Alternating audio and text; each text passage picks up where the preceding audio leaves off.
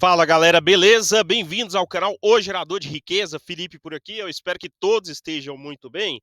Pessoal, decidi gravar esse vídeo exclusivo para os resultados da transmissão paulista e também para os resultados da Irani, tá? Hoje eu já escutei muita besteira, muita bobagem com relação à transmissão paulista, né? Dizendo que a empresa está se perdendo, o lucro foi menor que no ano passado, a alavancagem está em alta, vai acabar os dividendos, então decidi da exclusividade para a transmissão paulista, e eu vou demonstrar aqui para vocês, no meio do vídeo, que muito analista e muito falador, né, do mercado aí, narrador do mercado, terá surpresa com os avanços que a transmissão paulista está implementando nos seus projetos, tá? Então, não seja enganado aí com relação a essas opiniões, tá? Então, hoje nós tivemos uma boa queda em transmissão paulista. Para mim, 21,79 negocia, né, já lá no 0,7 vezes, muito próximo do 0,5 vezes preço sobre VP, né? Então, vai chegando numa posição muito atrativa, muito interessante, e também negocia com PL na casa de 4,42.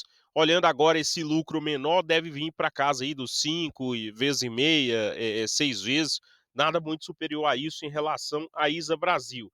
Então vamos pro chamado aí resultado, né? O resultado da transmissão paulista ISA Energia.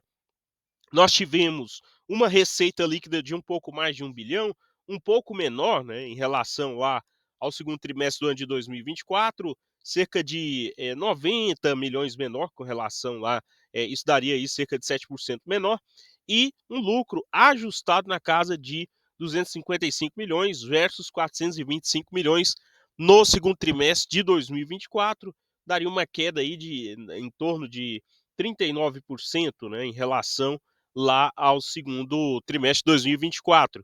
Mas aí é importante mencionar, né, que o que pesou aqui foi o resultado financeiro muito negativo com relação ao ano passado, pela alta da taxa de juros no curto prazo, tá? Então é um fator aqui negativo a ser destacado de resultado de curto prazo. Nós tivemos aqui um resultado de 352 milhões da ISA Energia, então a empresa demonstrou isso no curto prazo, 352 milhões, mas é aquele efeito passageiro, na minha visão, né? Um efeito passageiro, e quem compra a ação pensando só no efeito de curto prazo, ele acaba perdendo dinheiro, até porque a tendência é que no médio e longo prazo essa taxa de juros venha a convergir para a média e também, né, esse resultado negativo ele passa, tá?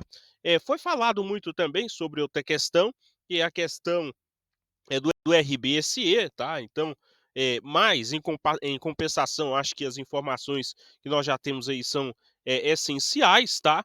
Por outro lado, a ISA Brasil está fazendo um excelente trabalho, tá, pessoal, com relação aos projetos para depois dessa definição aí, né, da ANEEL em 3,8 bilhões, mas vai receber menos. Mas a questão aqui é que foi definido, né, o valor que vai ser recebido, por mais que é um valor menor, só que é um valor que a ISA Brasil já sabe o quanto que vai poder contar com ele nos próximos anos, e com isso já pode, foi lá, né, na verdade já foi lá e fez empréstimos e já está, né, a ordem em relação ao endividamento, ela é casado junto com os investimentos, as obras iniciadas. Por exemplo, né, aqui nós temos um desses projetos que, né, o de Riacho Grande, que entrou lá em fase de construção no terceiro trimestre de 2023, tá? E deve ficar pronto para maio de 26. Hoje já conta com avanço físico aí de 80%, então bem avançado, e deve entrar antes em operação do que o mercado está esperando. Esse daqui é mais de 1.000 quilômetros, né, de extensão, então deve dar uma RAP muito positiva para a transmissão paulista e vai pegar muita gente de surpresa, né? RAP bem forte acima aí do total dos 500 milhões, pensando no médio prazo, tá? O outro, ele também teve lá o seu início das obras no finalzinho do ano passado, né, terceiro trimestre, e já se encontra na casa aí de 67%, tá? Sendo que o prazo é setembro de 2027. presta atenção pessoal nessa informação, né, que é aí o que tem lá, o de Piraquê, né, setembro de 2027, né, e é o maior deles, né, 3.000 quilômetros de extensão, aliás, um dos maiores, e, né, hoje já se encontra em avanço na casa de 67%, e o prazo final é lá para setembro de 2027. Ou seja, a receita que entra antes do que o mercado está esperando. Então, um fator positivo. Um outro terceiro aqui também, que teve lá, né, o seu início de construção também no terceiro trimestre, com avanço físico aí de 61%. Então, essa questão, né, ao alto nível de aceleração desses projetos, vai pegar muito narrador de mercado de surpresa e depois, quando a dívida começar a decair, aumento nos dividendos ou um balanceio com a perda aí do RBSE, para mim um fator bem positivo que o mercado aí, na sua miopia, não percebeu. Um outro fator, tá, é que foi falado durante a teleconferência da perspectiva de dividendos, né, a manutenção da tríade de investimentos, renovação, né, dos ativos que já tem, né, com investimentos também, e distribuição de dividendos, né. Então, foi falado, deve ser apresentado algo em torno de 1,70 lá em dezembro desse ano. Então aí é mais uma janela fora do radar de oportunidades aberta em ISA Brasil, tá? Agora sobre a Irani, tá? A Irani um pouco parecido com a ISA Brasil, veio dos 8 em relação ao ano passado para cá para os R$ 7 recentemente. O papel chegou a subir recentemente, recuperou, mas para mim também tá dando uma janela, na verdade hoje subiu um pouco, né, mas tá dando uma boa janela aí de oportunidade para uma small cap, tá?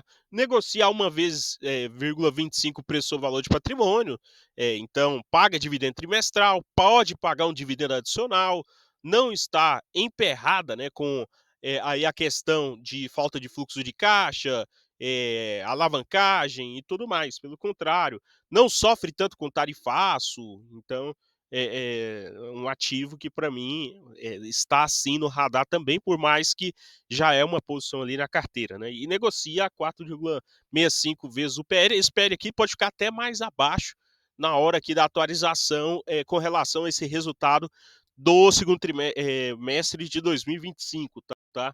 Alguns números, o primeiro dele é o dividendo, aí proposto 0,10 por ação, lembrando que no ano passado aqui não passava de 0,06, né, Irani, esse dividendo trimestral, e deve ir para a Assembleia na ordem de 0,10 e provavelmente vai acumulando, né, lá para o dividendo adicional, vou falar lá no final com relação a isso, e deve também ter uma deliberação futura com relação ao dividendo adicional. E né, uns destaques que nós podemos dar é o crescimento tanto da receita e do lucro, receita de 413 milhões, 11% superior ao segundo trimestre de 2024, e também o lucro líquido de 112 milhões, tá? Aí 168% superior. Aqui, né, tem o efeito não recorrente que é um crédito, né, do IPI, né, que foi aí, né, colocado o resultado de um crédito não recorrente do IPI do estado de Santa Catarina, que já tinha sido avisado lá no início do ano de 2025, na ordem de 18 milhões, mesmo assim, sem esse efeito não recorrente, ou seja, você subtrai ali os 112 milhões de lucro menos os 18, né? Você teria ainda 94 milhões, ou o dobro do lucro com relação ao segundo trimestre de 2024. Outro destaque positivo nesse resultado é a questão também da valorização, né, dos ativos biológicos. Voltou a ter um aumento no valor justo dos ativos biológicos, devido, né, à aquisição de áreas florestais aí, anunciadas tanto em março como também em abril agora de 2025, é um outro fator muito positivo. Fluxo de caixa também muito forte no curto prazo em Irani, o que é muito bom, né? Fora a questão do ROIC pela primeira vez aí nos últimos trimestres, tendo uma continuação de alta, tá? Superior aí 0,8 com relação aos mesmos 11,0 de ROIC que vinha em uma queda da a capacidade de você ter esse retorno do capital investido em Irani, tá? Fluxo de caixa aí também na casa de 155 milhões versus 110 milhões lá no segundo trimestre de 2024, ou 28 milhões também no primeiro trimestre de 2025. Nos 6 meses de 2025 dá 288 milhões de fluxo de caixa, né? E nos 6 meses de 2024 você teve ali 254, então algo em torno de 30 milhões superior de fluxo de caixa já nesse ano. Fora que a ação praticamente ficou de lado e caiu. Então é um fator positivo aí para quem está de olho, tá. Então aqui eu fiz um resuminho, né, o retorno sobre o capital investido do Royce da Irani se mantém em patamares, na minha visão, bem saudáveis, tá, evidenciando que os grandes investimentos realizados como a plataforma de Gaia, é importante lembrar que a Irani está em uma fase também de muito investimento na plataforma de Gaia, eh, quando essa plataforma começar a maturar, né, você terá um valor gerado maior ainda, tá? Um valor agregado aqui muito bom na Irani. ROIC saudável, né, 11,8% nos últimos 12 meses, é um número robusto, na minha visão, tá gerando, a forma aí de gerar lucro consistente, e também do capital investido, ao menos no curto e médio e longo prazo, tá. Além disso, esse ROIC de 11,8% ele supera, né, o custo da dívida, que ficou aí na casa de 8%, subiu um pouco, mas o ROIC subiu também, na casa aí de 3,6 de diferença, tá? Então, se eu fosse pegar e alocar aqui na renda fixa versus a comparação com a Irani, ainda assim a Irani seria 3% superior, com tudo aqui a operação, né, que a empresa gera, o valor da empresa e tudo mais, né? Algo que a renda fixa não tem essa capacidade. Não estou dizendo que a renda fixa não é um bom instrumento, estou dizendo que não tem essa capacidade também social, né?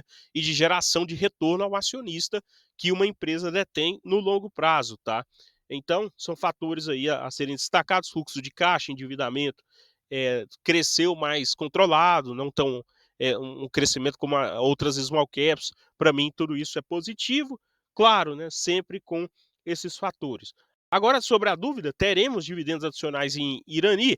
É aquilo, né? Pode ir para a Assembleia, se for para a Assembleia e votado, deve ser aí mais 25% ou mais 0,10, né? E no final aí fica o 0,20 por ação, a depender, porque hoje, né, com relação aí ao artigo 3º lá, do Estatuto, né, da Política de Dividendos, né, a Irani ela distribui dividendos adicionais com base aí no montante 50%, né, nas demonstrações financeiras anuais. Então isso computa lá depois com relação ao ano todo, tá?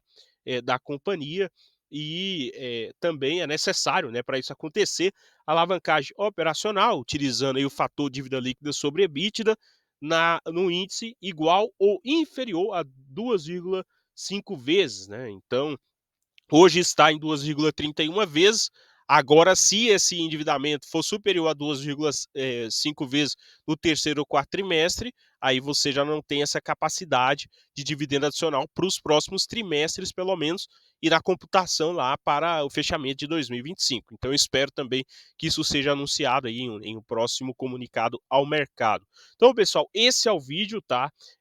Não demonstrando uma recomendação da compra ou da venda de ativos, e é importante mencionar que, né, em relação à ISA Brasil, mais uma empresa com mais uma janela aí de oportunidades em aberto para ficar de olho, para estudar o que está acontecendo de verdade, não se deixar, não se deixar levar, né, pelos narradores do mercado que muitas vezes nem tem o papel, fala sobre o ativo, dá preço-alvo e depois muda, e também não tem aí retorno, não gera alfa, não consegue ter retorno na sua carteira, muito menos acumula bons ativos pensando no médio e longo prazo. Então é importante ter isso em mente. Por último, inscreva-se no canal, compartilhe se você gostou do conteúdo e também comente aqui qual que é a sua opinião. Tem ISA Brasil, tem Irani. Amanhã também é dia de vídeo, tá? Eu já vou preparar o vídeo hoje de amanhã pensando nos resultados da Vale, Taesa. Hoje nós tivemos também Bradesco e outros ativos mais. Bons apostos a todos vocês e até o próximo. Valeu!